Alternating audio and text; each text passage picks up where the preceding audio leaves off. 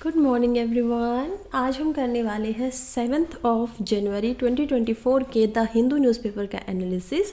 और सबसे पहला जो आर्टिकल है वो आर्टिकल है Aditya L1 reaches destination in hello orbit around L1 point. देखिए क्या बात हो रही है। हमें पता है इसरो की तरफ से 2 सितंबर 2023 के दिन पे हमारे सन की स्टडी करने के लिए एक मिशन लॉन्च किया गया था। क्या नाम रखा गया था उसका? आदित्य L1।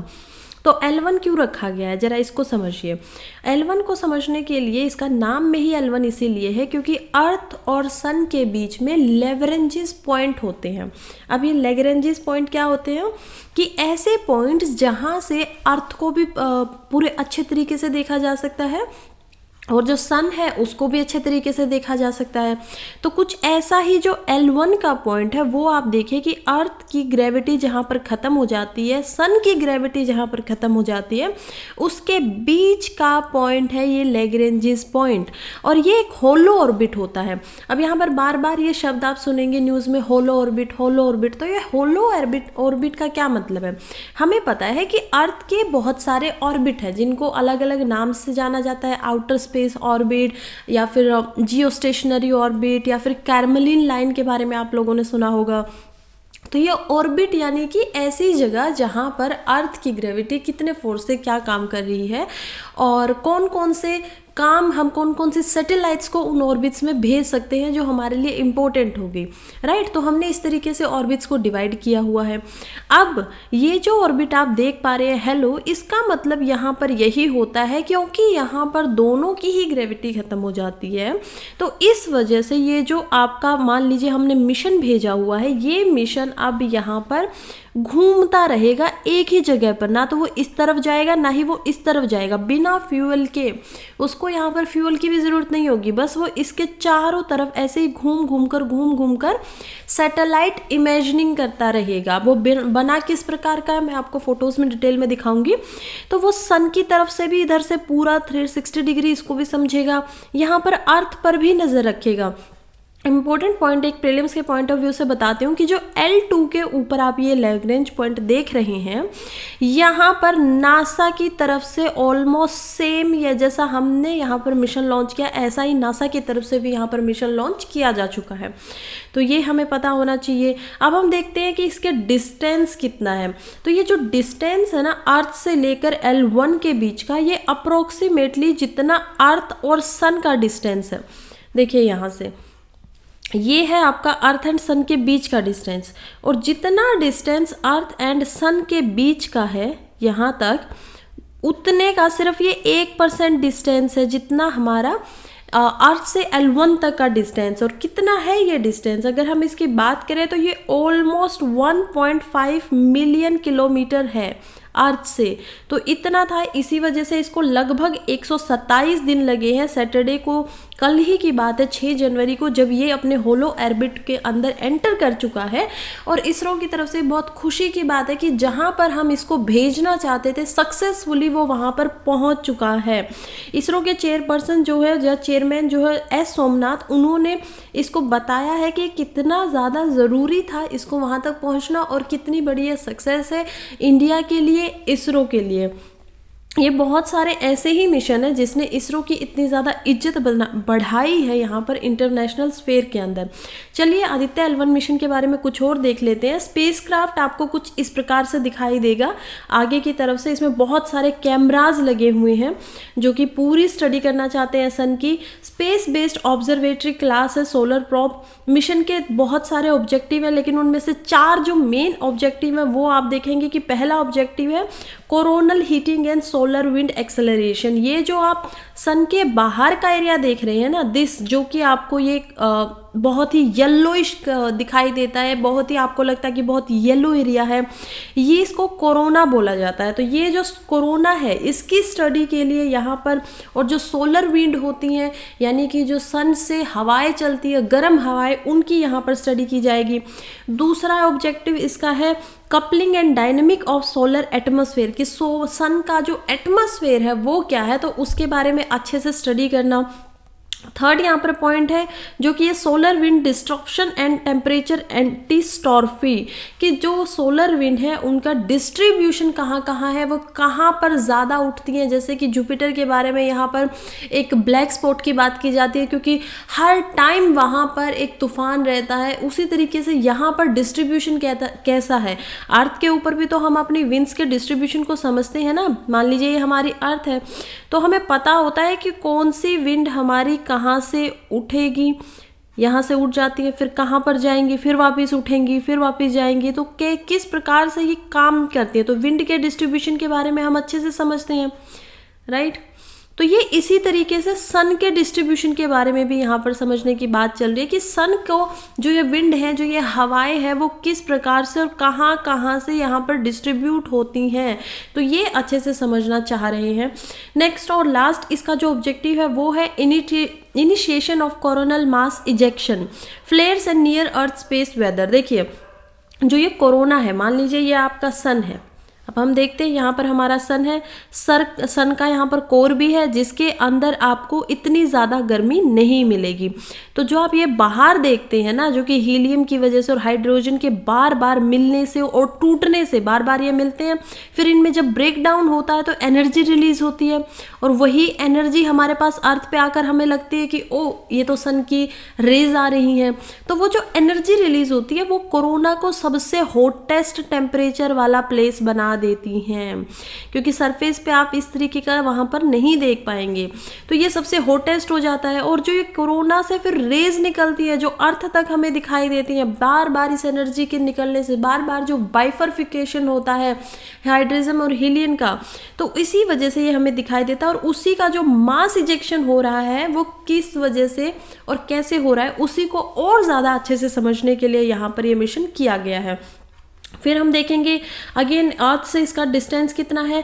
अगर हम मून से अर्थ का डिस्टेंस देखें तो देखिए कितनी कम है ये डिस्टेंस, और उससे 4 गुना टाइम्स, यानी कि फिर हमने बात की ना 1.5 मिलियन किलोमीटर, तो ये 4 गुना टाइम्स यहाँ तक हमने इसको भेजा है, और काफ़ी दूर है, मून से भी काफ़ी दूर है। तो इस पर हम बात करेंगे। फिर हम देखते हैं कि इसको प्रोजेक्ट के रूप में बनाया किस टाइप से गया है। देखिए यहाँ पर जो स्टॉर्ड व्यू होता है वो इस तरीके से दिखेगा आपको। ये येलिश बहुत सारा इसका, क्योंकि सन के पास जा रहा है तो बहुत सारे ऐसे मिरर्स इसके ऊपर लगाए गए हैं ताकि वो जो लाइट आ रही है उसको रिफ्लेक्ट कर दे वापस से, और बहुत ज़्यादा ये गर्म ना हो, ऐसा ना हो जाए कि जो जिस मिशन के लिए भेजा उसको ना कर पाए। तो इसीलिए फिर हम देखते हैं कि जो स्पेस क्राफ्ट है वो लो अर्थ ऑर्बिट के अंदर सबसे पहले प्लेस किया गया था, सब्सिक्वेंटली उसके ऑर्बिट फिर बाद में बढ़ते गए, और फिर बाद में ये L1 पॉइंट तक यहाँ पर पहुँचा है। तो लो ऑर्बिट से ये पहुंचा था। अब हम इसको एक बार थोड़ा सा देख लेते हैं कि ये निकला कैसे, इसकी जर्नी पूरी कैसे हुई है। 4 महीने की जर्नी थी यहाँ पर। अर्थ से देखेंगे तो पहले ये अर्थ के अराउंड घूमता है, फिर और आगे जाता है, फिर अर्थ के अराउंड घूमता है, इसी तरीके से चक्कर लगा लगा कर, और जब ये लो के ऑर्बिट जो है अर्थ का वहाँ पर पहुँच जाता है तो उसके बाद ये फिर से फ्लेयर करता है, आगे जाता है यहाँ पर पावर के साथ। और ये जो सबसे क्रूशियल फेज था, जो कि सबसे इंपॉर्टेंट फेज था कि अच्छे से एग्जिट हो जाए यहाँ की अर्थ के ग्रेविटेशनल फोर्स से, बिल्कुल अच्छे से निकल जाए ऑर्बिट से, वो निकल जाता है। और उसके बाद यहाँ पर ये 6 जनवरी को हम देख पाते हैं कि क्या कर जाता है, होलो में, L1 के होलो में यहाँ पर बन जाता है। अब ये क्या करता रहेगा, अब ये इसी फेज में L1 के चारों तरफ घूमता रहेगा, राइट। तो ये चीज़ें होती रहेंगी। तो ये पूरा का पूरा यहाँ पर प्रोसेस था। नेक्स्ट हम देखते हैं कि और इसके बारे में कि होलो ऑर्बिट इंस्ट्रक्शन इन L1 में क्रूशियल फेज था, ये पूरा हम समझ चुके हैं। L1 का जो स्टॉप्ड व्यू है वो भी हम समझ चुके हैं कि जब ये बंद हो जाता है तो उस टाइम पे कैसा दिखाई देगा। और यहाँ पर पीछे की तरफ भी मिरर लगे हुए हैं, आगे की तरफ भी इसके ऊपर मिरर लगे हुए हैं बहुत ज़्यादा। फिर हम यहीं पे सारे के सारे एल की पॉइंट की बात करें तो यहाँ पर देखिए बीच में आपका सन है, और सन के चारों तरफ यहाँ पर कुछ पॉइंट्स हैं, राइट। जो सन के और अर्थ के बीच में आता है वो है L1 पॉइंट, इसी वजह से L1 को यहाँ पर रखा गया है। और अर्थ के बाद यहाँ पर आपको मून दिखेगा, और जो मून के और सन के थोड़ा सा दूर होगा वो क्या होगा, मून के और अर्थ के दूर होगा वो होगा L पॉइंट, L2 पॉइंट यहाँ पर। तो तो ये थोड़ा सा हमें समझ में आना चाहिए। चलिए नेक्स्ट हम देखते हैं कि मेजर साइंस के ऑब्जेक्टिव हम ऑलरेडी ऊपर देख चुके हैं। कोरोनल हीटिंग के बारे में समझना है, डायनेमिक्स ऑफ सोलर एटमॉस्फेयर का क्या क्या है, सोलर विंड की डिस्ट्रीब्यूशन कहाँ कहाँ पर है, और कोरोनल मास इंजेक्शन की जो फ्लेयर्स होती हैं बार बार ये नियर अर्थ स्पेस वेदर को बदलाव करती हैं, वो कैसे निकल कर आती हैं। यूनिकनेस क्या है आदित्य L1 की, कि पहली बार ऐसा हो रहा है कि ये सोलर डिस्क के अराउंड कोई यूवी का बैंड यहाँ पर इतना नज़दीक जाकर घूमने वाला है, तो इट्स इम्पोर्टेंट। फिर हम देखेंगे CME dynamics close to the solar disc, यानी कि लगभग 1.05 सोलर रेडियस के ये पास में है, बहुत ज़्यादा पास है, ये भी ऐसा पहली बार कोई कर पा रहा है।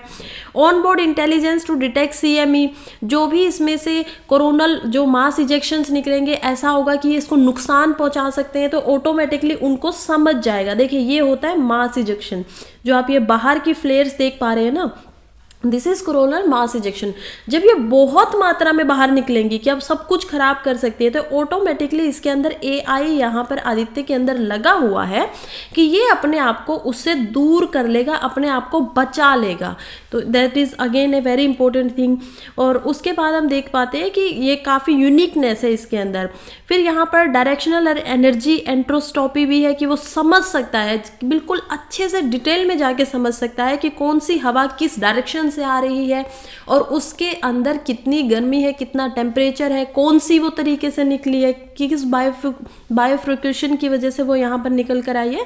तो ये पूरी की पूरी यहाँ पर इससे रिलेटेड डिटेल्स है। हमने अच्छे से एक बार इसको रिवाइज कर लिया है, सो दैट प्रीलिम्स में भी आए तो भी हम रेडी हों, और मेंस में आने की तो इसको बहुत ज़्यादा संभावना है।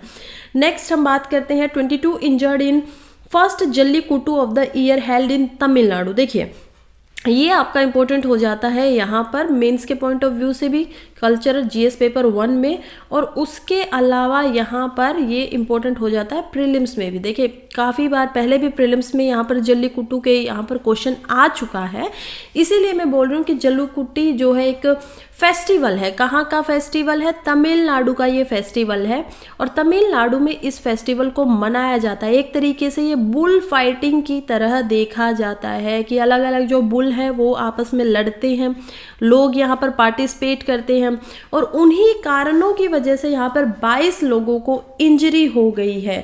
तो तमिलनाडु का पहला जल्लीकुट्टम जो इस साल होने वाला था वो तथा चौरकुरुची विलेज में हो रहा है। देखिए अलग अलग गांव में ये होता है, 7, 8, 10 में जो कोंकण का यहाँ पर फेस्टिवल है उसके अंदर ये देखा जाता है।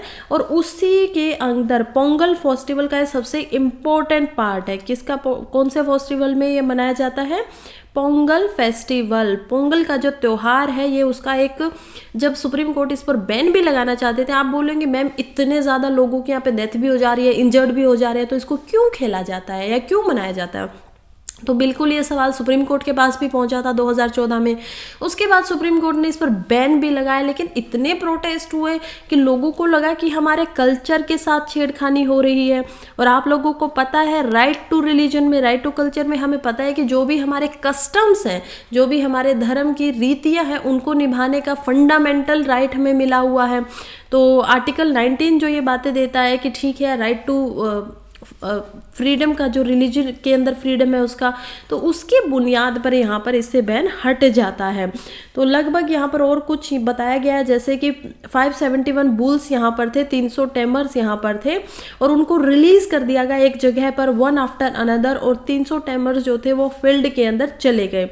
तो इसके अंदर जो इनको संभालते हैं उनके लिए भी यहाँ पर नाम होता है, जिनको कट्टू बोला जाता है, या फिर जल्ली भी उनको बोला जाता है, जो इनको संभाल रहे होते हैं, इनके साथ भागते हैं। कुछ ऐसा ही कल्चर का एक फिनोमिना यहाँ पर दिखेगा। तो देखिए ये इस तरीके से काम करता है, बुल के साथ, इनके साथ में जो भागने वाला होता है ये ऐसे भाग रहे होते हैं। इसी वजह से कॉन्टेक्स्ट में यहाँ पर हारने के डर की वजह से कई बार चोट लग जाती है, बुल फाइटिंग हो रही है, लड़ रहे हैं उस बॉल के साथ, कंट्रोवर्सीज बहुत है, पूरा बहुत फेमस स्पोर्ट है ये तमिलनाडु का। तो बुल टेमिंग स्पोर्ट भी इसको बोला जाता है। ये प्रीलिम्स के लिए आपके इंपॉर्टेंट पॉइंट है, ध्यान से समझिए इनको। तमिल वर्ड जल्ली एंड कुट्टू का मतलब होता है silver and gold coins tied to bull horn as prize. देखिए क्या मतलब है जल्लीकुट्टू, यानी कि सोने और चांदी के जो सिक्के हैं वो किसी बुल के साथ बांध दिए गए हैं एज प्राइज, एज रिवॉर्ड। तो ये इसका मतलब होता है। तमिलनाडु के अंदर खेला जाता है। फेस्टिवल ऑफ पोंगल में ये ऑलरेडी हम देख चुके हैं। फिर हम बात करेंगे कि बहुत सारे लोगों की इंजरी होती है, जैसे कि यहाँ पर 2010 से 2014 का अगर डाटा देखा जाए तो 17 लोगों की डेथ हो गई थी इसमें और 1100 से ज़्यादा लोग घायल हो गए थे, ये भी देखा गया है। फिर 2014 में इसके ऊपर बैन लगाया गया था क्योंकि एनिमल क्रुएलिटी को ध्यान में रखते हुए कि यहाँ पर एनिमल के साथ क्रुएलिटी हो रही है, उनके साथ अच्छे तरीके से बर्ताव नहीं हो रहा है। लेकिन फिर बैन के ऊपर बहुत सारा प्रोटेस्ट हुआ और फिर इसको कस्टम एंड ट्रेडिशन के नाम पे बैन को हटा दिया गया, तो ये भी यहाँ पर देखने को मिलता है।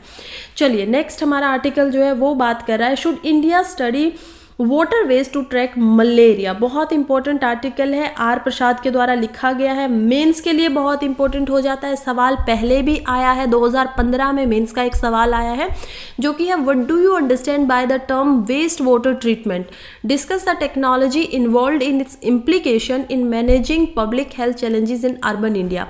तो हम देखेंगे आगे भी आ सकता है मेंस के अंदर सवाल। तो एक बहुत खूबसूरत आर्टिकल लिखा गया है जिसको मैंने यहाँ पर पॉइंट माइंड मैप के अंदर डिवाइड कर दिया। तो चलिए इसके आधार पे हम समझते हैं कि क्या क्या बातें हो रही हैं।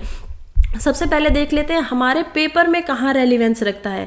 तो जीएस पेपर आपका 3 के अंदर इंपॉर्टेंट हो जाता है जो कि है technology, economic development, biodiversity, environment, security and disaster management.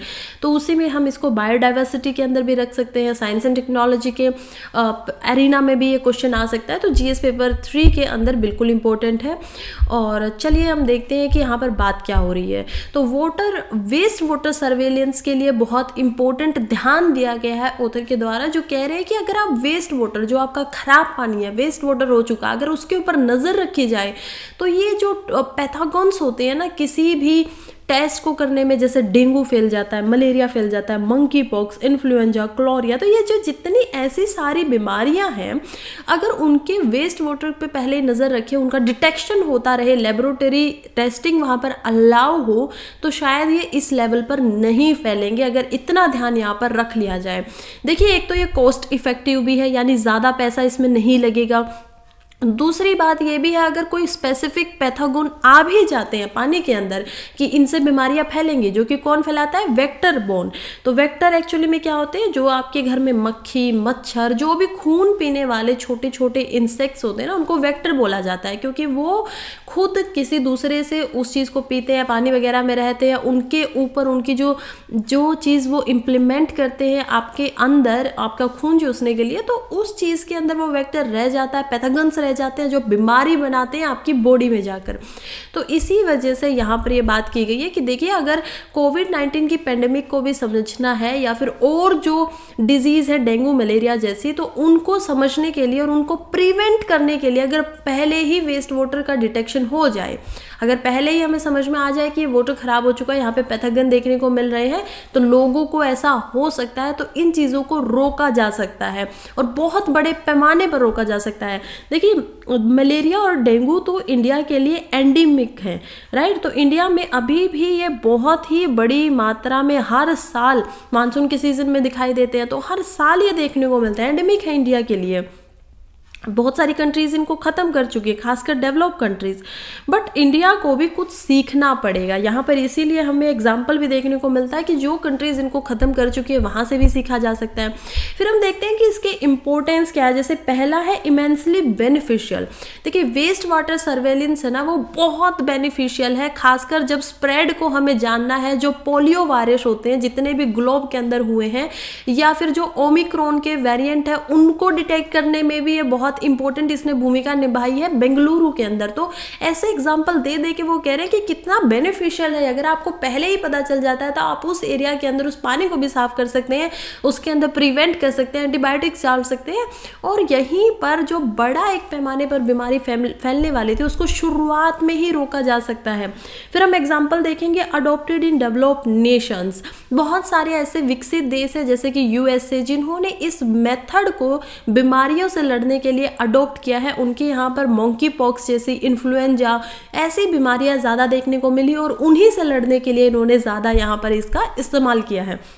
Next point is endemic to India required a detail approach. देखिए मैंने आपको ऊपर ही बताया कि किस प्रकार से ये एंडेमिक है इंडिया के लिए। और देखिए जो ये वायरसेस है ना, खासकर डेंगू का वायरसेस, उसको इंडिया में डिटेक्ट करना काफ़ी बड़ी एक चैलेंज है, एक चुनौती है इंडिया के लिए। और इसी वजह से बहुत ही लो शेडिंग हो पाती है, बहुत ही कम ही उसको ढूंढा जा सकता है ह्यूमंस के द्वारा। लेकिन अगर ये जो वाटर वेस्ट डिटेक्शन सर्वेलेंस को हम लागू कर देते हैं हर स्टेट में, हर जगह पर, हर वाटर बॉडी पर, तो उसके बाद ये एकदम से इंडिया के कॉन्टेक्स्ट में बहुत ही हम बोलेंगे कि चेंजिंग सिनेरियो हो जाएगा। इंडिया की जो छवि है, इंडिया जिस चीज़ से लड़ना चाहता है वो उसको बदल कर ही रख सकता है। इतनी ज़्यादा कैपेसिटी इसके अंदर है। और इस काम को करेगा कौन? मशीन्स लगानी पड़ेंगी। हर वाटर बॉडी जो भी जहाँ पर है वहाँ पर हम सर्वेलेंस के लिए, डिटेक्टर्स के लिए यहाँ पर मशीन का इस्तेमाल कर सकते हैं और ह्यूमन सर्वेलेंस उसके ऊपर रखी जा सकती है। नेक्स्ट हम देखेंगे जो कि है चैलेंज ऑफ डिटेक्टिंग डेंगू। तो वो ऑलरेडी हम समझ ही चुके हैं कि यहाँ पर क्या क्या चैलेंजेस ज़्यादा दिखाई देते हैं और कंसर्न भी है इसके ऊपर। देखिए जब बहुत सारे कंसर्न आते हैं ना कि आप प्रायोरिटाइज करिए डिजीज़ को, जैसे मलेरिया और डेंगू जैसे डिजीज़ है उनको पहले प्रायोरिटी लिस्ट में डालना पड़ेगा। इंडिया वैसे तो 2030 तक चाहता है कि वो इन सारी बीमारियों से फ्री हो जाए, लेकिन फिर भी क्योंकि ये वेस्ट वाटर की सर्वेलियंस के बिना नॉन एक्सक्लूसिव ह्यूमन ऑर्गन के होते हैं ज़्यादातर, कि उसमें ह्यूमन का इसमें कोई खास हाथ नहीं है इनको बनाने के लिए, तो इसी वजह से ये जो वाटर वेस्ट है ना उसको यहाँ पर सर्वेलेंट करना पड़ेगा, बहुत ज़्यादा अवेयरनेस फैलानी पड़ेगी। तो वैसे तो वाटर वेस्ट सर्वेलेंस काफ़ी इंपॉर्टेंट हो सकती है। जितनी भी वाटर के अंदर से बनने वाले डिजीज़, कौन कौन सी डिजीज होती है जो पानी में जन्म लेती हैं, जैसे इन्फ्लुएंजा ऑलरेडी हम समझ सकते हैं। फिर उनको प्रायोरिटाइज करना पड़ेगा। वेक्टर बॉर्न डिजीज के लिए भी मलेरिया, डेंगू, केयरफुल कंसिडरेशन यहाँ पर रखनी पड़ेगी। फिर कुछ लिमिटेशन एंड चैलेंजिंग्स तो है यहाँ पर हमारे सामने, जैसे कि सैनिटेशन के सिस्टम के, पैथोगोन बायोलॉजी में, होस्ट पैरासाइट ज्योग्राफी क्या है उसको भी एड्रेस करना पड़ेगा। तो ये सारे डिसीजन जो है ये रखने पड़ेंगे गवर्नमेंट को अपनी पॉलिसीज के अंदर में, खासकर हेल्थ मिनिस्ट्री को यहाँ पर। और उसके बाद जो टूल है, ये जो टूल बनाए जा रहे हैं, ये जो मशीन मैंने आपको ऊपर बताई कि इसका टूल का इस्तेमाल, इन उपकरणों का इस्तेमाल किया जा सकता है एक बहुत ही कॉम्प्रिहेंसिव एनालिसिस करने के लिए, जो कि जितनी भी ये एपिडेमोलॉजिकल सर्वेलेंस है वेक्टर बॉर्न डिजीज़ की इंडिया में, उस पर ये अडॉप्ट कर लिया जा सकता है सर्वेलेंस के लिए। तो ऑलमोस्ट हम इस आर्टिकल को बहुत ही अच्छे से समझ चुके हैं कि क्या बात यहाँ पर की गई है। चलिए नेक्स्ट हम देखते हैं कि ये एक्चुअली में जो इतनी एंडेमिक बीमारी है, तो प्रीलिम्स के पॉइंट ऑफ व्यू से यहाँ पर क्वेश्चन आ सकता है कि कौन इसको फैलाता है। तो इसीलिए चलिए समझते हैं कि ये जो आपका मलेरिया होता है वो फैलाया जाता है एनोफिलीज मॉस्किटो के द्वारा, और आपके डेंगू, चिकनगुनिया, जीका ये फैलाया जाता है एंडीज मॉस्किटो के द्वारा। तो ये जो मलेरिया के बारे में पहले देखते हैं कि इंडोर एंड आउटडोर बाइटर होते हैं, घर के अंदर भी काट सकते हैं, घर के बाहर भी काट सकते हैं। नाइट बाइटिंग पैटर्न ज़्यादा देखने को मिलता है कि रात में ही ज़्यादा काटेंगे। यूजुअली घर के अंदर 5 बजे से लेके 9 PM तक ये एंटर करते हैं, तो इसीलिए हमेशा कहा जाता है कि शाम होते ही आप लोगों को अपने घर के दरवाजे और गेट बंद कर लेने चाहिए। फिर यहाँ पर है कि लेट इवनिंग के टाइम के जहाँ की पीक होती है मिडनाइट पे, यानी कि 12 बजे से लेकर ये सुबह के 4-5 बजे तक ज़्यादा काटते हैं। तो अगर इस टाइम पीरियड में आप हैं तो अपनी प्रोटेक्शन करके रखिए और नेट वगैरह का यूज़ करिए सोते टाइम, और मलेरिया को ये फैलाते हैं। फिर हम बात करते हैं एडीज मॉस्किटोज़ की। तो ये इंडोर बाइटर्स होते हैं, डे बाइटिंग इनका पैटर्न है कि दिन में ही आपको काटेंगे। तो आप समझ जाइए इस बात को कि जो मच्छर आपको दिन में काट रहा है तो डेंगू का खतरा यहाँ पर हो सकता है। फिर मोस्टली 2 घंटे के लिए सबसे ज़्यादा एक्टिव होते हैं, जो कि सनराइज़ के बाद होता है, यानी जब सनराइज़ हो चुका है उसके 2 घंटे बाद तक आप काटेंगे, और सनसेट के 4 से 5 घंटे तक भी ये ज़्यादा एक्टिव रहते हैं। फिर डे लाइट में ही काटेंगे, जैसे जैसे यहाँ पर नाइट होती जाएगी या फिर नाइट में भी जहाँ पर बहुत ज़्यादा लाइट है, वेल लिट एरियाज़ है, वहीं पर ये सिर्फ काटेंगे। और ऑलरेडी हम इसको समझ चुके हैं, बस इनका जो साइंटिफिक ये जो नाम आपको है ये आपको याद रखना है प्रीलिम्स पॉइंट ऑफ व्यू से। चलिए नेक्स्ट आर्टिकल की तरफ बढ़ते हैं, जो कि बात की जा रही है Shah to take stock of generic drug plan.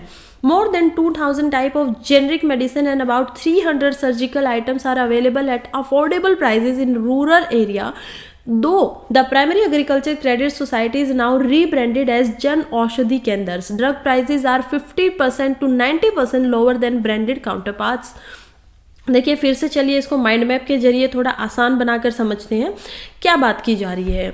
तो हमें पहले तो समझना पड़ेगा कि ये बात क्या हो रही है। देखिए बात हो रही है कि कुछ एफर्ट्स किए जा रहे हैं हेल्थ केयर के अंदर, जो रूरल पॉपुलेशन है, ग्रामीण जो जनसंख्या है उनके लिए, कि उनका जो हेल्थ केयर है उसको थोड़ा सा अफोर्डेबल बनाया जा सके, उसको थोड़ा सस्ता बनाया जा सके। और इसी के लिए इंडिया के जो कॉरपोरेशन मिनिस्टर हैं अमित शाह, वो हमारे होम मिनिस्टर भी है यहाँ पर, फिर वो हमारे कॉरपोरेशन मिनिस्टर भी क्या, तो उन्होंने एक नया इनिशिएटिव लिया है, रिवाइव किया है। जो पहले प्राइमरी एग्रीकल्चर क्रेडिट सोसाइटीज होती थी, पीएसीज जो होती थी, उनको अब प्रधानमंत्री भारतीय जन औषधि केंद्र के साथ में, तो क्या बदला है यहाँ पर, पीएसीज कन्वर्टेड टू पीएमबीजीके, यानी कि प्रधानमंत्री जन औषधि केंद्र एट नेशनल पीएससीवी मेगा कनक्लेव के अंदर। देखिए नेशनल लेवल पे बनाया गया, दोनों को एक साथ ही यहाँ पर बना दिया गया है।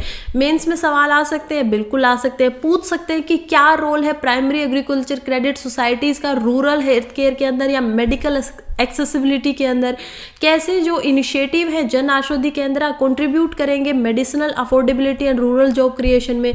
तो जीएस पेपर 3 में मेंस के लिए बहुत इंपॉर्टेंट है, प्रीलिम्स के लिए इंपॉर्टेंट है। यस स्कीम्स के आपको याद रहना चाहिए, एटलीस्ट जीएस मेन पेपर 3 में अगर स्कीम्स, गवर्नमेंट स्कीम्स के बारे में यहाँ पर सवाल आ जाता है।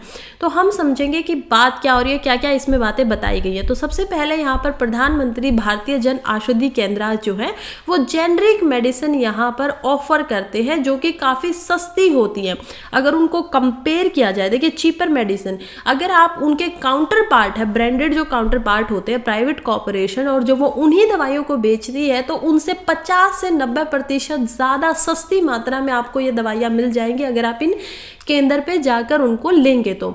और ये जो स्टॉक होता है इसमें 2000 के टाइप की जेनरिक मेडिसिन यहाँ पर मिलेंगी, और 300 से ज़्यादा सर्जिकल आइटम्स भी प्रोवाइड किए जाते हैं, जैसे कि ग्लव्स वगैरह हो सकते हैं।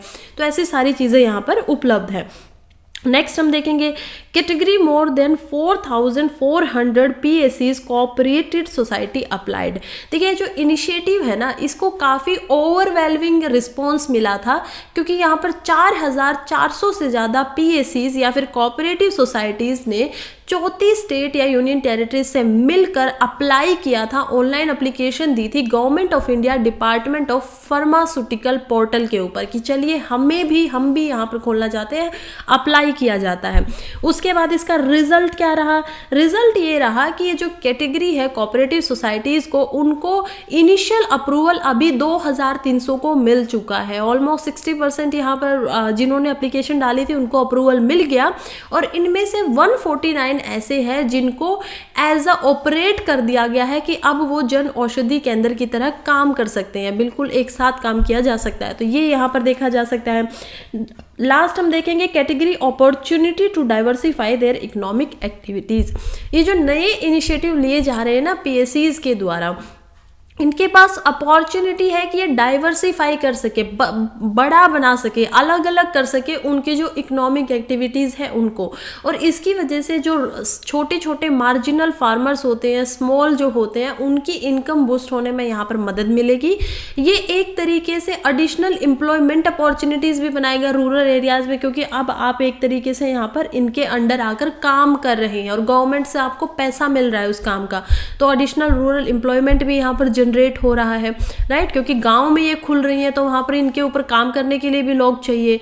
तो ये इनिशिएटिव जो है वो कन्वर्ट करने वाला है पीएससीज को जन औषधि केंद्राज में। काफ़ी सिग्निफिकेंट स्टेप है toward increasing the reach of affordable health care in the country. काफ़ी सिग्निफिकेंट है ये बिल्कुल आपका हेल्थ में सवाल आ सकता है, और बहुत ही पॉजिटिव स्टेप हमें ये अभी के लिए दिखाई पड़ता है एनालाइज करने के बाद। फिर उसके बाद हम देखते हैं कि ये जो इनोवेटिव अप्रोच है, मतलब बहुत ही नवीन सी अप्रोच है जिसको सोचा जा रहा है, इनोवेट किया जा रहा है। तो ये सिर्फ एक तो रूरल जो एरियाज है उनमें सिर्फ जॉब को क्रिएट नहीं करने वाली है, ऐसा नहीं है कि सिर्फ नौकरियां करेगी, बल्कि जो छोटे मार्जिनल फार्मर्स है जो इतने ज़्यादा महंगी दवाइयों को यहाँ पर नहीं खरीद पाते हैं, उनको भी ये मदद करेगी कि वो अपना जो भी एक नया हेल्दियर और मोर जो प्रोस्पेरियस ग्रामीण इंडिया अब निकल के आएगा वो इस नए मेथड से बिल्कुल बन सकता है। तो काफ़ी अच्छी स्कीम ये है, ऑथर के अकॉर्डिंग भी यहाँ पर अच्छे से इसको बताया गया है। नेक्स्ट आर्टिकल की तरफ बढ़ते हैं, जो कि है numb to unimaginable violence across the world, war shocks people but soon their conscience adjust to the horror. देखिए, शर्बानी मोहापात्रा द्वारा ये आर्टिकल लिखा गया है और फिर से हम इसको समझते हैं माइंड मैप की मदद से। तो क्या बोल रहे हैं यहाँ पर, देखिए सबसे पहले एक अलग तरीके का यह आर्टिकल है और इसके ऊपर मेंस का सवाल बिल्कुल आ सकता है। इसमें पूछा जा सकता है कि क्या क्या रीजंस है, क्या क्या कॉन्सिक्वेंसेज है जो ये डिफ्लेक्शन हो रहा है ह्यूमन लाइफ में वैल्यूज़ का, और वो कंटेम्प्रेरी ग्लोबल कॉन्फ्लिक्ट की वजह से विटनेस किया जा रहा है, उसके क्या क्या कारण और उसके क्या क्या कॉन्सिक्वेंसेज हैं। तो बिल्कुल आ सकता है। पिछले 2.5-3 साल से लगातार, पहले कोविड आ जाता है, उसके बाद इजराइल गाजा वार हो जाती है, उसके बाद यहाँ पर अफगानिस्तान में टर्मोइल, उसके बाद हम देख पाते हैं यहाँ पर इजराइल का और गाजा का, तो रशिया यूक्रेन पहले आई थी 2021 में, और ये सब कुछ लगातार हो रहा है। तो इसका इम्पैक्ट क्या पड़ रहा है मॉडर्न सोसाइटी में? तो ऑब्वियसली जीएस पेपर 3 में और जीएस पेपर 1 के लिए सोसाइटी का जो पोर्शन है वहाँ पर ये अपनी अहम भूमिका यहाँ पर निभाता है। चलिए समझते हैं क्या बात होती है। सबसे पहले हम देखेंगे कि रीज़न क्या है इंडिफरेंस के। तो जो मॉडर्न वर्ल्ड है वो एक बहुत ही प्लेंथेरा ऑफ कॉन्फ्लिक्ट के अंदर फंसा हुआ है। हमें देखने को मिलता है कितनी जियोपॉलिटिकल टेंशन्स चल रही है हमारे आसपास पावर स्ट्रगल को बनाए रखने के लिए। चाहे फिर वो म्यांमार का कूप का एग्जाम्पल ले लीजिए। म्यांमार में आपको पता है कि मिलिट्री का रूल आ गया था, वहाँ की पॉलिटी को हटा दिया गया। उसके बाद रशिया यूक्रेन का कॉन्फ्लिक्ट, उसके बाद इजराइल गाजा का अनरेस्ट अभी चल रहा है। इसकी वजह से जो ह्यूमन इंड्यूस्ड डिजास्टर ये हो रहे हैं, जो ह्यूमन ने इनको पैदा किया है, लोगों ने इनको बनाया है, अनफॉर्चुनेटली ये एक अनसेटलिंग रियलिटी बन गई है हमारे समय की। कॉन्सिक्वेंटली इसका जो अभी रिजल्ट आया है उसकी वजह से बहुत ज़्यादा डिसेंटिसाइजेशन यहाँ पर दिखाई दे रहा है। लोग जो है वो सेंटिसाइज थोड़े कम हो रहे हैं। कारण क्या है? उनको थोड़ा फर्क कम पड़ने लग गया है कि ठीक है इधर ये सारी चीज़ें हो रही हैं, और इसकी वजह से कहीं ना कहीं जो ह्यूमन लाइफ है उनमें कुछ वैल्यूज़ होते हैं, हमारे कुछ मूल्य होते हैं कि हम क्या सोचते हैं, हमारी कुछ भावनाएं होती है, वो कहीं ना कहीं डिफ्लेक्ट कर रही है, कम हो रही हैं जैसे जैसे ये जो इंडिफरेंसेस है वो बढ़ते जा रहे हैं। इसका कारण क्या है? इथिक्स के पेपर के लिए आपका बहुत इंपॉर्टेंट पॉइंट मुझे अभी याद आ रहा है, एम्पैथी एंड सिंपैथी जो इथिक्स के पेपर में आता है वहां पर ये सवाल बिल्कुल पूछा जा सकता है। अगेन जीएस पेपर 4 के लिए भी इसकी रेलिवेंस है कि क्यों ऐसा होता है कि आप जब बहुत ज़्यादा एक जैसे चीज़ को लगातार करते रहते हो, उसके बाद आपके अंदर से उसके प्रति जो भावनात्मक एक तरीके से निकल के आना चाहिए था ना, आपके इमोशन जो निकल के आते थे पहली बार उसी दृश्य को देखने के बाद, वो 5वीं-6ठी बार वैसे नहीं आएंगे। तो ये क्या कारण है? क्यों एम्पैथी और सिंपैथी एक ऐसी चीज़ें हैं जो धीरे धीरे कम होने लग जाती हैं, और इसी वजह से आपको क्या करना चाहिए? सोल्यूशन में कुछ ऐसी जगह से बाहर निकल जाना चाहिए थोड़े समय के लिए, और फिर वापस आके आप वहाँ पर काम कर सकते हैं। तो ये एक बहुत ही इंपॉर्टेंट इथिक्स का फिनोमिना यहाँ पर है। तो हम पहले बात करते हैं सेंसोरी ओवरलोड की। देखिए सेंसोरी ओवरलोड से यहाँ पर क्या मतलब है? जब लगातार इतनी न्यूज़ आती है, इतनी इन्फॉर्मेशन आती रहती है, कोई भी इंडिविजुअल, कोई भी एक इंसान एक सेंसरी ओवरलोड यहाँ पर महसूस करता है, उसके सेंसेस के ऊपर इतना ज़्यादा प्रभाव पड़ता है कि वो डिसेंटिसाइज यहाँ पर होने लग जाता है। एग्जाम्पल देखिए, पहले जब आपको कोई स्टेटिस्टिक मिलते हैं किसी वॉर के जो लगातार किसी रीजन में हो रहा है, आपको पता चलता है कि वहाँ पर 10 लोगों की डेथ हुई, तो बहुत बुरा लगता है, बहुत ही क्रोध आता है, दुख होता है। ये सारी भावनाएं आप में से भी जरूर किसी ने एक्सपीरियंस यहाँ पर किया होगा। किसी ने कम किया होगा तो किसी ने ज़्यादा, लेकिन किसी न किसी को फ़र्क जरूर पड़ा होगा, चाहे वो यूक्रेन का रशिया का यहाँ पर वॉर हो या फिर इजराइल गाजा का। लेकिन जब धीरे धीरे ये वॉर लंबे समय तक चलती रहती हैं तो कहीं ना कहीं वो हमारी जो एम्पैथी है उसको इवोक कर देता है, उसको तोड़ देता है, और धीरे धीरे ये जस्ट हमारे लिए नंबर बन के रह जाते हैं कि ठीक है अब 22,000 लोगों की मौत हो चुकी है, तो वो सिर्फ नंबर बन के रह जाता है। उतना ज़्यादा फर्क जितना पहले दिन दूसरे दिन चल रहा था उतना ज़्यादा नहीं पड़ता है। तो ये एक इनडिफरेंस है, ये एक कारण बन जाता है। दूसरा हम देखेंगे ज्योग्राफी एंड कल्चरल डिस्टेंसेस का भी फर्क है। कई बार लोग ऐसा महसूस करते हैं कि वो डिसकनेक्टेड है, जो कॉन्फ्लिक्ट जहाँ पर हो रहा है, जिस रीजन में हो रहा है, तो वो उनके अपने लोगों के साथ नहीं हो रहा, इसी वजह से वो थोड़ा डिसकनेक्टेड यहाँ पर फील करते हैं। जैसे कि मणिपुर के क्राइसिस के अंदर जब उनके जीवन पे कोई फर्क नहीं पड़ रहा है अपोजिट साइड ऑफ ग्लोब में, चाहे वो इंडिया हो या कहीं बाहर हो, तो उनको उससे इतना ज़्यादा फर्क भी नहीं पड़ रहा है कि ठीक है हो गया, थर्ड हम देखेंगे apathy born out of self preservation. जब इंगेजली आप किसी डिजास्टर के साथ एंगेज करते हैं, इमोशनली आप एंगेज करते हैं, उसको समझते हैं, तो आपकी कोग्निटिवली ओवरवेलमिंग हो जाता है वो समझना उसको। इसी वजह से एक सर्वाइवलिस्ट एपैथी जाग जाती है। क्या होती है एपैथी? एम्पैथी का उल्टा होती है। जब एम्पैथी होती है यानी कि आप किसी के दुख दर्द को समझने की क्षमता रखते हैं उसी लेवल पर जाकर, और एपैथी होती है कि आप उसको समझना ही बंद कर देते हैं, क्योंकि कहीं ना कहीं आपके ब्रेन के ऊपर इतना फर्क पड़ रहा है कि आपका ब्रेन क्या है। डार्विन की थ्योरी को याद कीजिए, किस तरीके से काम करता है human brain. Survival of the fittest, यानी कि आपको फिट रखने के लिए, आपको जिंदा रखने के लिए कहीं ना कहीं आपका ब्रेन कॉग्निटिवली संज्ञानात्मक तरीके से यहाँ पर सर्वाइवल एपैथी की तरफ चला जाता है और इंडिविजुअल को कंटिन्यू करने देता है उनके डेली लाइफ के जो काम है कि ठीक है आप अपने काम करिए, आप खुद को संभालिए। फिर हम देखते हैं कि इनसे फर्क क्या पड़ रहा है, कॉन्सिक्वेंसेस क्या है इन डिफरेंसेस की वजह से। पहला यहाँ पर देखने को मिलेगा जो कि है लैक ऑफ ह्यूमैनिटेरियन इंटरवेंशन। जब ग्लोबल सिटीजन आप देखेंगे कि रिमेन रह रहे हैं, इनडिफरेंट रह रहे हैं एक दूसरे से, तो ये कहीं ना कहीं जो एक कलेक्टिव ह्यूमैनिटेरियन एक्शन हो सकता है, इंसानियत जो यहाँ पर दिखाई दे रही है वो यहाँ पर सफ़र तो करेगी, उसका रिलाइव यहाँ पर नहीं हो पाएगा। ये एक प्रॉब्लमेटिक सिचुएशन है। दूसरा यहाँ पर देखने को मिलता है अबेटमेंट टू वायलेंस। जो अब्सेंस होती है स्ट्रॉन्ग पब्लिक ओपिनियन की, जहाँ पर एब्सेंस हो जाती है, कमी हो जाती है, वहाँ पर वायलेंट तरीके उभर कर आते हैं जो इनडायरेक्टली कहीं ना कहीं परसिस्टेंसी को दिखाते हैं, कंट्रीब्यूट करते हैं इसको कि ठीक है वायलेंटली आप एक चीज़ के ऊपर काम कर रहे हैं। जैसे ऐसे एग्जांपल अभी भी हम देख सकते हैं कि जब यहाँ पर यूएन कुछ नहीं कर पा रहा है इजराइल गाजा में, तो हम ये एक वायलेंट एक्ट देख पा रहे हैं उन लोगों का जो कुछ करना चाहते हैं, चाहे वो हजबुल्ला का ग्रुप हो जो कि लेबनान में है ऊपर गाजा के, चाहे वो फिर हाउती ग्रुप हो ईरान का। तो ये सारे ग्रुप्स का हमें इस प्रकार से दिखाई देता है। लास्ट में हम देखेंगे जो कि है deterioration of human values. Human values का बिल्कुल कम हो जाना, ख़त्म होने की कगार तक पहुंच जाना, खराब हो जाना। तो परसिस्टेंस जो इंडिफरेंसेस है वो कहीं ना कहीं जो वेरी फैब्रिक है एम्पैथी का, दया का, भावना का, कंपैशन का, वो जिसकी वजह से पूरा समाज एक साथ रहता है, ये अगर यही एम्पैथी एंड कंपैशन ना हो तो समाज ही नहीं रह पाएगा, एक साथ लोग नहीं रहेंगे। वो उसके वेरी फैब्रिक को बिल्कुल देख, जिन धागों से वो मिलकर हमारा सोसाइटी बनी हुई है उनको ही तोड़ने लग जाता है, उनको ही यहाँ पर घिसना शुरू कर देता है। तो ये एक बहुत बड़ी प्रॉब्लम यहाँ पर है।